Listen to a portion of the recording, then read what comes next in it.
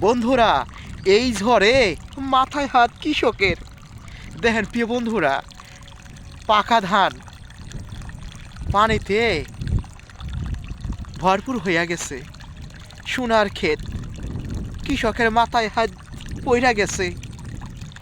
এই ঝড়ে মানুষের অনেক ক্ষতি করতেছে, কিন্তু আমরা এগুলো তুলে ধরতেছি না। প্রিয় বন্ধুরা, আমরা আসুন না কৃষকের দুঃখ কষ্টটাকে ভাগ করে লই। এই দেখুন, পাকা ধান কৃষকের পেটে লাথি মারতাছে। এই ঝড় তুফানে যে মুখে হাসি ফোটার কথা ছিল, সেই মুখে ধানগুলো নষ্ট হয়ে যাইতেছে। প্রিয় বন্ধুরা, আপনাদের এলাকায় ক্ষেত খামারের কি অবস্থা কমেন্ট করে জানান, ভিডিও করে দেখান, আমরা একটু দেখি।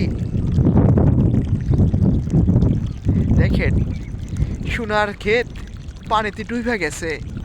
কৃষকের কত কষ্ট, মাথার ঘাম পায়ে ফেলাইয়া কৃষকের ধান রোপণ করেছিল, আর সেই ধানে পানি চলে আইছে এই ঝড় বৃষ্টিতে।